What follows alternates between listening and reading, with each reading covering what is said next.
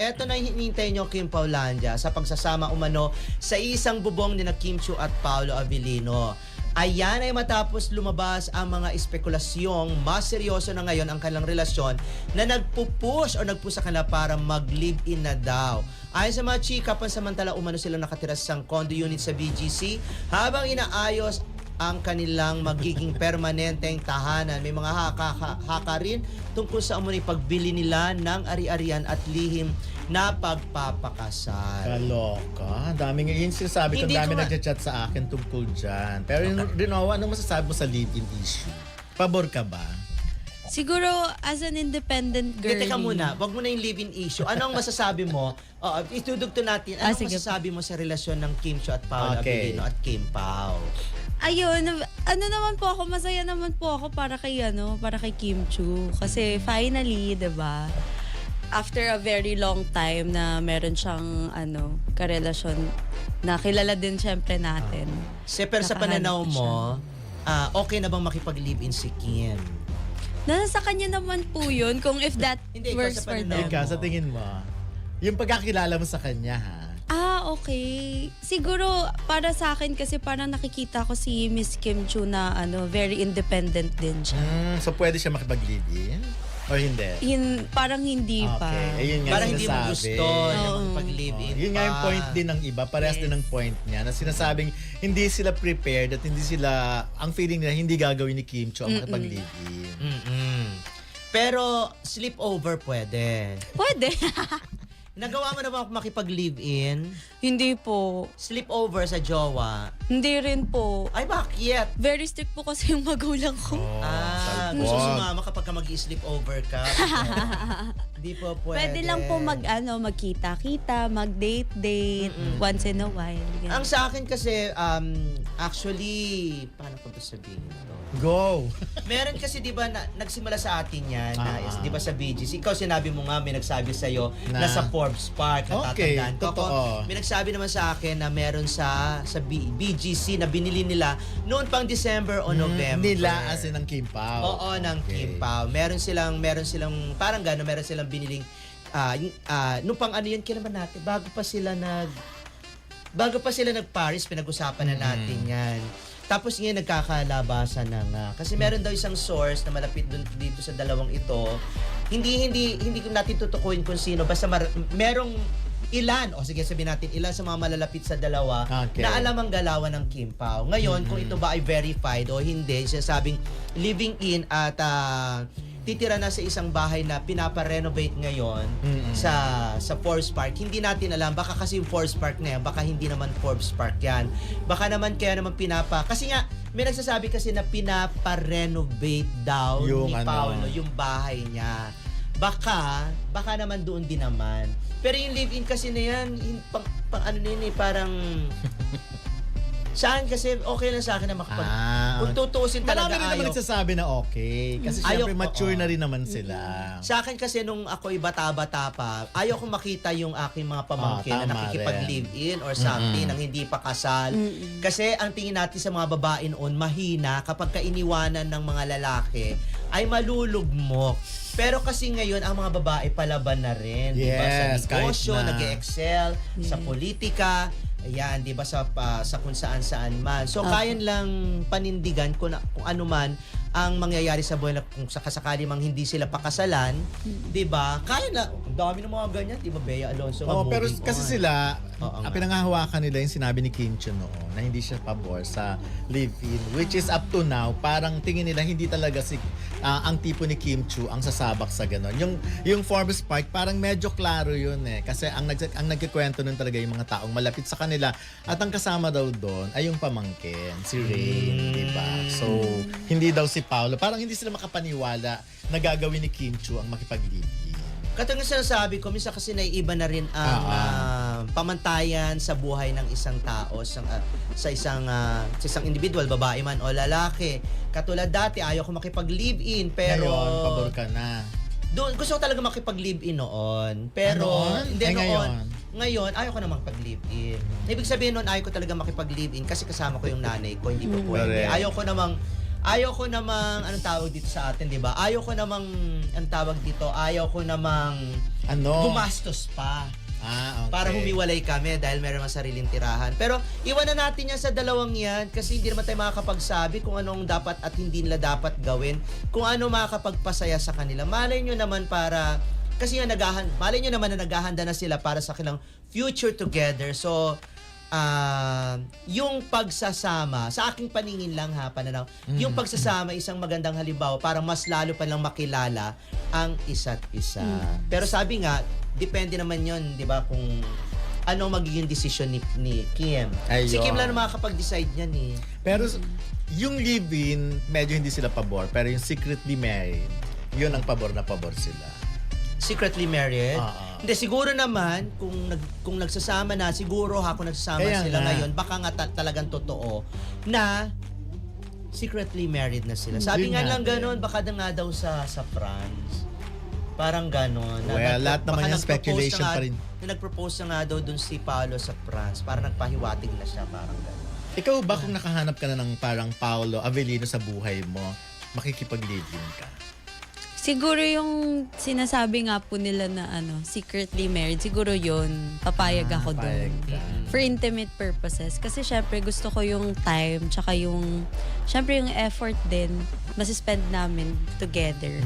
Lalo na yung privacy. Ayun. Pero, At si opinion niya ganun kahit Oo. na nagpapasexy, hindi ka papayag na, kan live-in na tayo, hindi Opo, ganun. hindi talaga. kasi trabaho lang naman yung sa kanya. Yes, diba? trabaho lang. Pero kung dumating ang time na gusto mo nang kung dumating ang time na isang Kim Chu naman ang ang magano sa iyo, 'di ba? Isang ganon personality ni Kim pero siya, 'di ba? Hindi siya Babae siya. Ano babae ba? siya, ganon. Nauso na ngayon. Open ka Open ba? ka ba makipag-live-in? Sa kapwa mo babae? Hindi po. Alam mo yun, na-assume. Oh my Nagugulat ako. God! Akala ko may revelation na. Ang issue tungkol sa umano'y live-in setup ni na Kim Chiu at Paolo Avellino ay muling umingay dahil sa mga usap-usapan na lumabas sa ilang showbiz vlog at entertainment sites.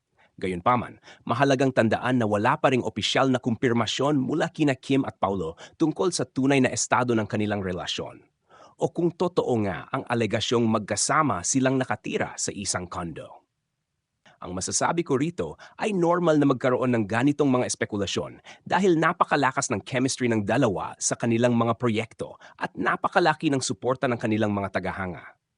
Kapag madalas na nakikitang magkasama ang dalawang artista, natural na may mga mag-uugnay sa kanila sa romantikong paraan.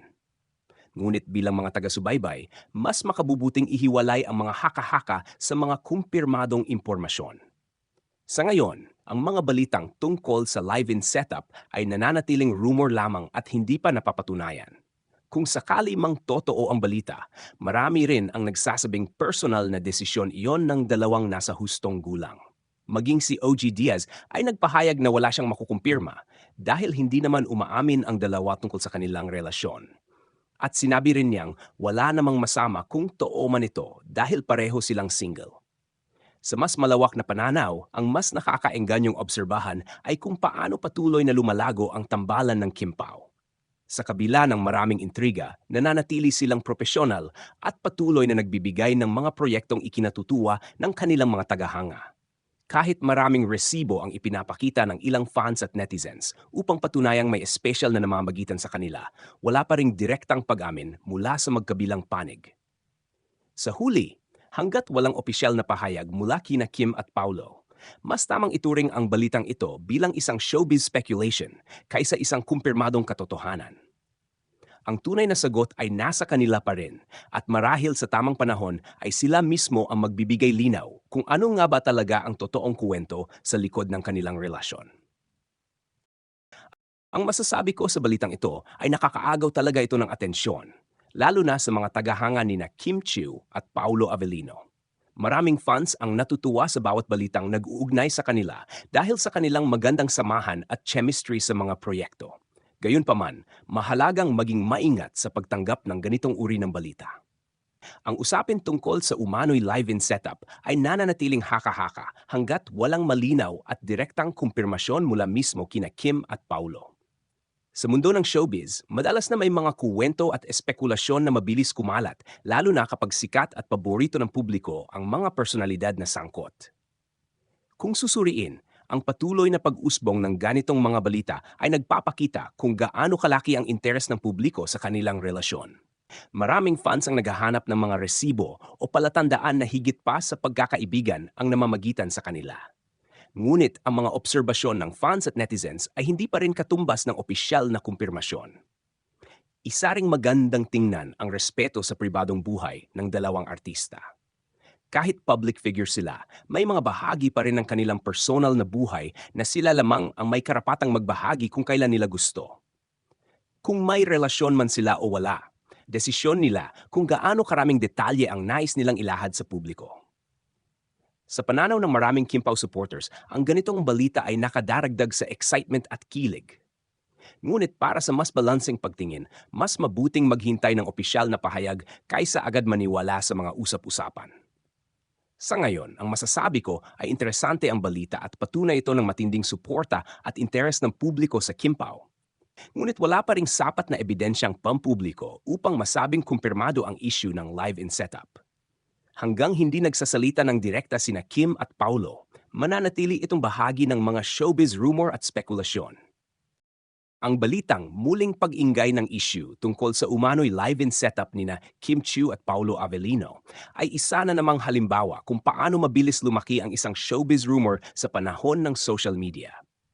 Kapag dalawang sikat na personalidad ang laging napag-uusapan at may matinding chemistry sa mata ng publiko, hindi na nakapagtataka na kahit simpleng hinala o obserbasyon ay nagiging malaking issue agad.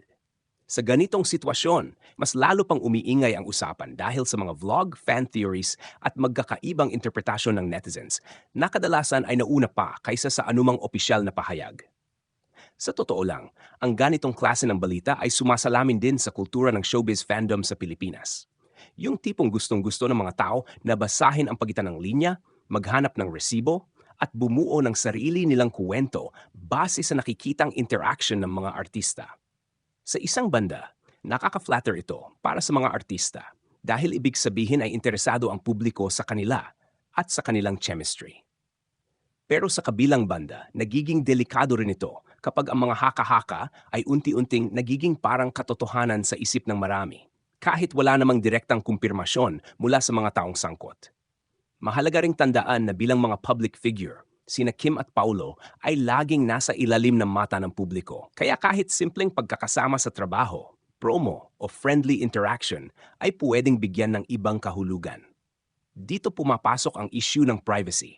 Dahil sa kabila ng kanilang pagiging artista, tao pa rin sila na may personal na buhay na hindi obligadong ilantad sa publiko. Kung may katotohanan man o wala ang issue, nasa kanila pa rin ang desisyon kung kailan at paano nila ito ibabahagi, kung sakaling piliin nilang gawin iyon. Sa perspektibo naman ng fans, natural ang excitement at kilig lalo na kung gusto nila ang tambalan o chemistry ng dalawa. Ngunit, mahalagang mapanatili ang balanseng pagtingin, yung marunong mag-enjoy sa showbiz updates, pero hindi agad hinuhusgahan bilang totoo ang lahat ng naririnig online.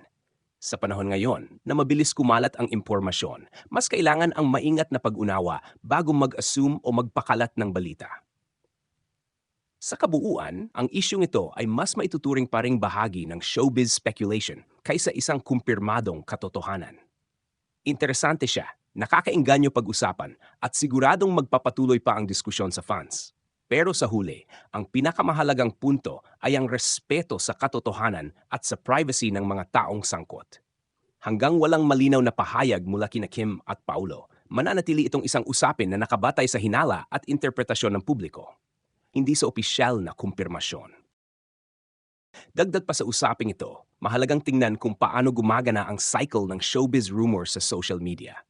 Kapag may sikat na tambalan tulad ni Kim Chiu at Paulo Avellino, hindi lang fans ang nagpapalakas ng usapan, pati na rin ang algorithm ng social platforms. Kapag maraming nag-go-comment, nagre-react at nagbabahagi ng opinyon, mas lalo itong ipinapakita sa mas maraming tao. Kaya kahit walang bagong konkretong ebidensya, umiingay pa rin ang issue. Isa pang mahalagang dagdag na punto, kadalasan sa ganitong balita, ang interpretation ay mas nauna kaysa information. Halimbawa, Simpleng paglabas ng magkasama sa trabaho o pagiging close sa likod ng kamera ay binibigyan agad ng romantic meaning ng ilan. Dito pumapasok ang danger ng overanalysis. Yung kahit normal na interaction lang ng dalawang magkatrabaho, nagiging basehan na ng malalaking konklusyon. Sa perspective naman ng industriya, hindi rin may kakaila na ang ganitong klaseng buzz ay nakakadagdag ng visibility sa mga artista at proyekto nila. Sa showbiz, ang attention, even if rumor-based, ay minsan nagiging double-edged sword. Nakakatulong sa popularity, pero pwede ring magdala ng pressure at maling narrative na mahirap ng kontrolin. Mahalaga ring idagdag na sa panahon ngayon, mabilis mag-morph ang fan excitement into fan certainty. Yung tipong dahil gusto ng maraming tao na magkatuluyan ang dalawang artista, unti-unti nang tinatrato na parang totoong relasyon kahit wala pang kumpirmasyon. Hindi naman masama ang kilig o suporta, pero nagiging problema ito kapag napapalitan na ng assumptions ang actual na facts. Sa huli, ang pinaka-solid na dagdag sa ganitong issue ay ang paalala na ang mga artista ay hindi characters lang sa isang story na gawa ng publiko.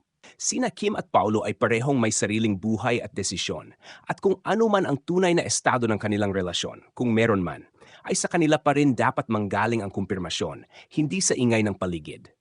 Kaya habang interesting pag-usapan ang issue, mas healthy na manatili sa ganitong prinsipyo. Obserbahan, huwag agad mag-assume, at hayaan ang katotohanan na manggaling sa mga taong direktang sangkot.